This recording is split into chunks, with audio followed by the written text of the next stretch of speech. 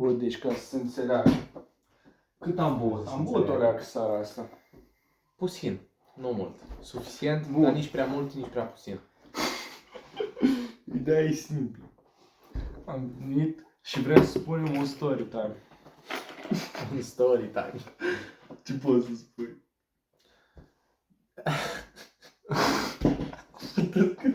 Te bat, coai, să mor eu. Te bat. Story time, frate. Bun, story Cum time. am rămas blocați în pădure și ne-au atacat doi lupi. Că am și planiel parchet, coai, se umflu de așa. Vai, să bat pula. Uai, cât l-am dat. Tot căzut o leacă, mi-a dat și mie Cât pe l-am picior. căzut, cred. Ce pe dracu. Bun. Continuă. Scoate asta. Recomandat de cadru. Și bă, o să ar fi. Bă, mui, nu pe ochelari, că nu mai văd după aia. Nu intre în spune. Cum am rămas în pădure și am rămas blocat. Nu, coaie, tu ai căzut în râpă și se piciorul. Bun, Amândoi am bun, căzut, de fapt. bun, ca să Amândoi am începem. căzut într-o râpă. Am fost la majorat la o colegă și era cam puțin în lume. Eram noi, prietena noastră, sorsa, gagică, sorsa și prietena ei cea mai bună și gagică. Gen, noi eram acolo ca ultimele două puli de pe planetă. Și ne simțeam alcoolici. Gen, Simțeam beți, gen ca de obicei. bun, am băut mult. Au venit niște tovarăși de-a noștri, că era cam gol. Și la un moment dat au plecat. Și după aia, după ce au plecat, au zis Buftan, hai să mergem în pădure cu aia, că avem gen... Avem o misiune. avem un Avem misiune. ceva de făcut în pădurea aia. Bun. Aveam lor. Dead. Aveam un side quest, gen. Bă, și a fost simplu. Buftan a luat o sticlă de Jäger, bricheta, și mi-a zis să las telefonul, că avem treabă. Am lăsat telefonul și eu și el. Și omul ăla dictă o brichetă și o sticlă de Jäger. Și am zis, bă, cred că mergem să bem. Și primul lucru care am apucat să-l apuc a fost să strică o sticlă de Strongbow.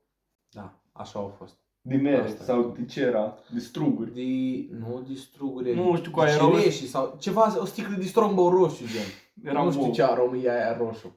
Nu era movă, era roșu, boule. Bă, în fine, aveam o sticlă de Jäger, o brichetă și, și una de Strongbow. Da, Am sărit gardul la cabană mic uneltele. și ne-am dus în pădure. General la mama dracu, oricum n-aveam semnal nici la cabană, dar prin pădure. După aia te-am dus eu într-un loc. El nu știa pădurea. Nici eu nu știam, dar eu m-am prefăcut că o știu. Ca să-l duc pe el într-un loc să creadă că eu sunt din încredere și să meargă după mine. Am dus undeva la mama dracu. Nici eu nu știu cum am ajuns acolo. Vă spun drept și corect, nu știu cum am ajuns în viață până acolo. Că am fost la mama dracu. E o zonă în care scria o barieră și era un semn mare. Spunea aici ai zonă forestieră și aici are voie numai pădurarul. Noi am sărit semnul, l-am ignorat absolut total, că nu ne interesează până la urmă. Da. Adică cine-i pădurarul în fața noastră? Deci, Când bă, dacă îi dădeam o sticlă de Jäger, ne lăsa în pace. Și noi am mers spre casă la pădurar și ne-am făcut acolo. Am mers noi, ne-am găsit noi un loc în pădure. Deci unde era aia cu pădurarul, noi am mai mers încă 1 kilometru. Și eu știu că non-stop mă plângeam, mă luase frigul, gen chiar era frig. Și mă plângeam însă, bă, Buftan, hai să ne întoarcem. Hai să ne întoarcem că mi-e frig. Și da, bă, eu răspund. Eu răspund. Și ce idei mi-au venit mie, ca să nu ne mai fie nou frig. Am zis că hai să facem un foc. Numai că era o singură problemă. Afară ploua. Și noi aveam o singură brichetă, gen. Noi aveam o singură brichetă, eram pe întuneric maxim și tot era aud în jurul nostru. Și nu mai știu, am început să căutăm frunze pe sub copaci, pe sub pizda măsii, gen pe întuneric. Gen eram ca în The Forest, dădeam cu bricheta ca să vedem un pic în fața ochilor Și că era bricheta pe... aceea, de-abia mergea bricheta. Bricheta aia trebuia să dai de vreo 4-5 ori ca să ai un foc de ala de vreo 2 secunde.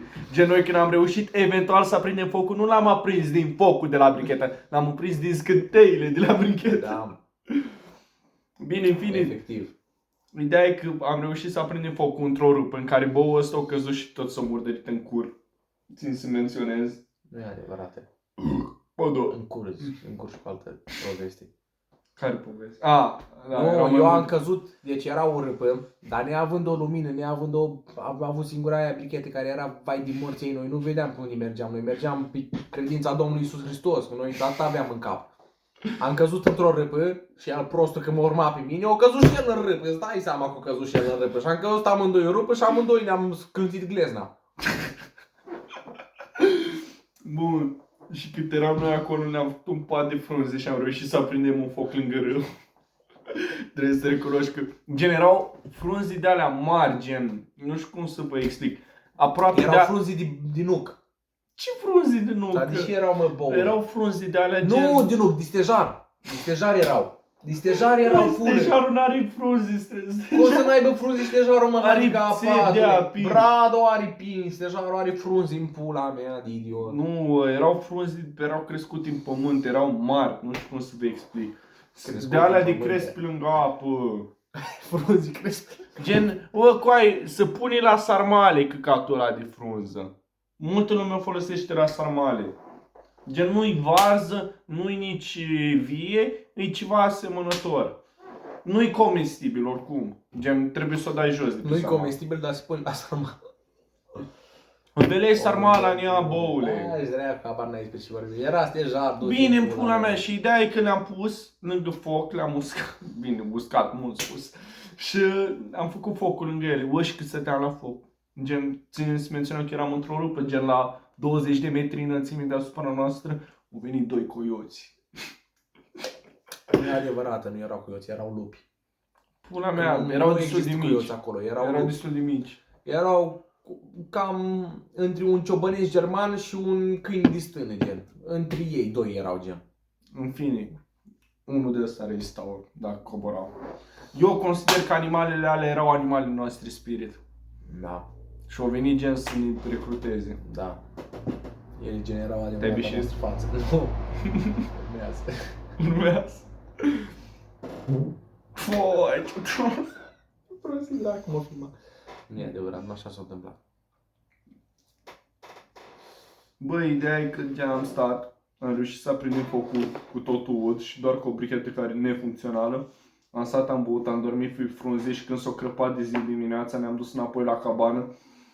Și când am intrat în cabană ne-am apucat de băut iar. Are și alcool, ce adevărat. Am început să ascultăm Dani Moca la maxim. Am început gen să în pijamuri când ne-am închis în cabană ca să nu mai plecăm. Și... Ce pula mea s-a întâmplat? Că gen, ai spart o sticlă și ne-o lua Franci și te dus în Da, am cameră spart o să doarme. sticle, că aveam 6 sticle în mână și le țineam pe toate așa și pe una o țineam așa. 6 cu cordul sticle și la două 2 am oameni în scăzut. cazul în care noi deja eram morți de beți. Da, dar venisem din pădure, adică aveam chef de băut, că ne-am întors înapoi în civilizație și simțeam că trebuie să ne adaptăm înapoi la mediul urban. Ca să ne adaptăm înapoi la mediul urban trebuia să mai consumăm niște 2, 3, 4, 5, 6 sticle de alcool. Bun. Și ne-am trezit dimineața. Omul ăsta durea pe genul, nu putea să calce și eu genunchiul nu mi-l putea mișca. Eu nu știu ce s-a întâmplat, că eu nu mi-aduc aminte să fi căzut așa de rău, dar corpul meu chiar o trebuie să se resimte vreo săptămână după aventura Da, așa, aia. meu. Gen pe bunii, chiar nu puteam să încarc în picior. În fine, ideea e că am supraviețuit și consider că pot supraviețui în condiții acerbe.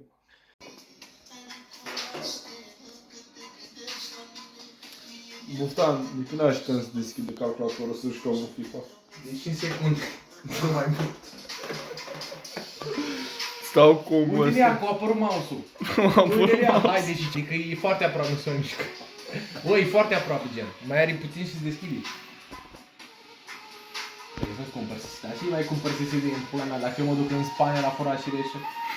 La fraci. Te-o chemat bunica la fracirești cu care... Da, coi!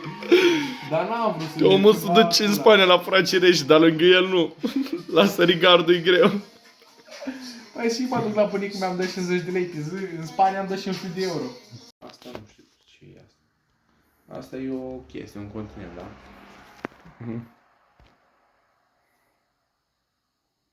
Asta e Polul Sud, da? Sateliții sunt peste tot cu ai pe pământ. La Polul Sud, dacă dai, nu, detaliile lipsesc. Nu că n-ar fi sateliți care l-au pozat. Ideea e că ei le ascund din noi, înțelegi? Asta e la Polul Sud. Mai vezi așa o chestie, două, dar ei se ascunse. Polul Sud, da? Antarctica, unde se ascunse foarte multe chestii, că noi nu avem voie să mergem. Polul Nord. Polul Nord e doar gheață. Toată lumea știe despre chestia. Vezi aici și la Polul Nord? Nimic. Coi, ești prost de Dar ce nu-i nimic. În viața reală nu-i nimic. E ceva la Polul Nord. E apă. Aici Păi, dar nu are cum, ăla e Păi nu e un apă. ocean în pula mea. Păi e Polul Nord. N-are cum, coaie, Ăsta e Polul adâncimea Nord, aia coaie. generată Asta că e e adânc. Groenlanda, asta e Rusia, asta e America. Aici e Polul Nord. Fix N-are aici e cum, Polul Nord, coaie. coaie. Păi ești prost. Uite ia. America, Groenlanda, Rusia, Norvegia, Antanta. Nimic. N-aș, coaie. Dar de ce nu-i nimic? Pentru că, uite ia, îi dau zoom și că nu-i nimica. El spune că nu, este blurat. Nu s-a întâmplat nimic acolo. E fake. Pentru că acolo s-a întâmplat ceva. Acolo sunt niște chestii și niște secreții unde se întâlnește elita mondială a Pământului, cei care conduc lumea și ascund chestiile din noi. Pentru că ei acolo se întâlnesc, la Polul Nord și la Polul Sud, ca să nu-i aflăm noi. Pentru că noi nu avem voie să mergem acolo și nici nu avem capacitățile necesare de transport ca să putem ajunge acolo. Înțelegi? Noi suntem opriți din mai multe puncte de vedere. Și acolo se ascund niște secrete foarte mari de stat. Acolo se ascund masonii. La Polul Nord. Nu Moș Crăciun. Moș Crăciun nu e la Polul Nord. Moș Crăciun nu există. Nu-i spune de sorta, că sorta nu știe.